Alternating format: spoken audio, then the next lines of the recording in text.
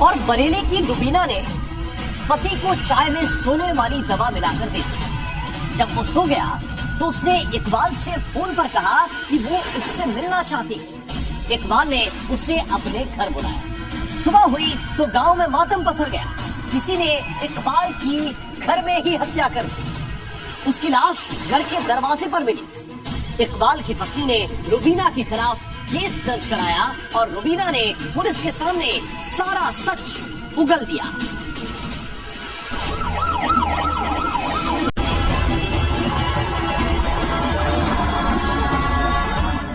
रात के सन्नाटे में वो कॉल करती है।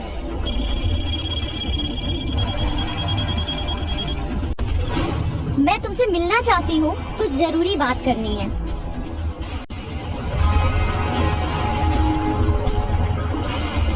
ठीक है, मिलते हैं, मेरे घर पर आ जाओ।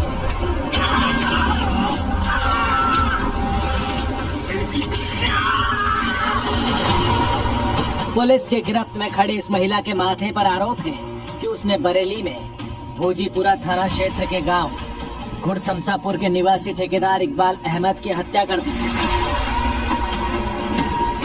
इकबाल अहमद का शव उसके घर के मेन गेट की सीढ़ियों पर मिला। गांव में सन्नाटा पसर गया कि इकबाल की रात में किसने हत्या कर दी।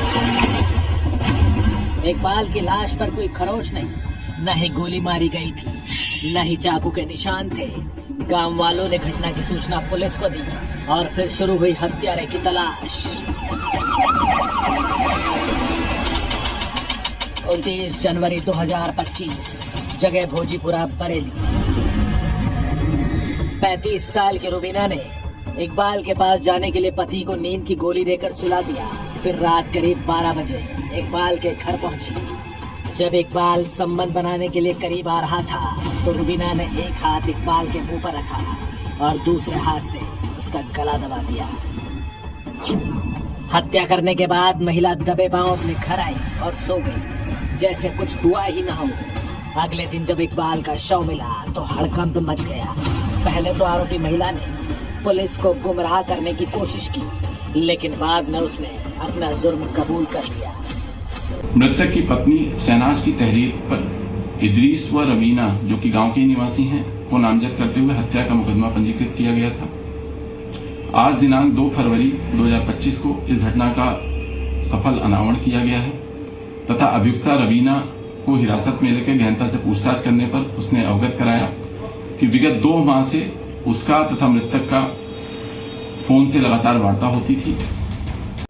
रुबीना ने पुलिस को बताया कि वो इकबाल की ब्लैकमेलिंग से तंग आ चुकी थी। इकबाल ब्लैकमेल कर उसे फिजिकल रिलेशन बनाने को मजबूर कर रहा था। बकौल रुबीना, इकबाल जरी जरदोजी यानी कढ़ाई कारीगर था। उसके गांव आता जाता रहता था। इसी दौरान उससे जान पहचान हो गई। एक दूसरे का नंबर ले लिया।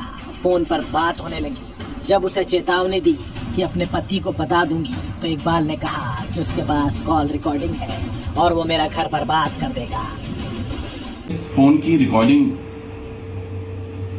अभियुक्ता रवीना के पति को देने की धमकी देते हुए मृतक ने कई बार रवीना का शारीरिक शोषण किया था, जिससे आज ही जाकर उसने प्लानिंग के तहत 29/30 को यह तथ्य जानते हुए कि मृतक उस दिन अपने घर पे अकेला था, उसकी पत्नी अपने दत्तक पुत्र को लेकर मायके गई थी।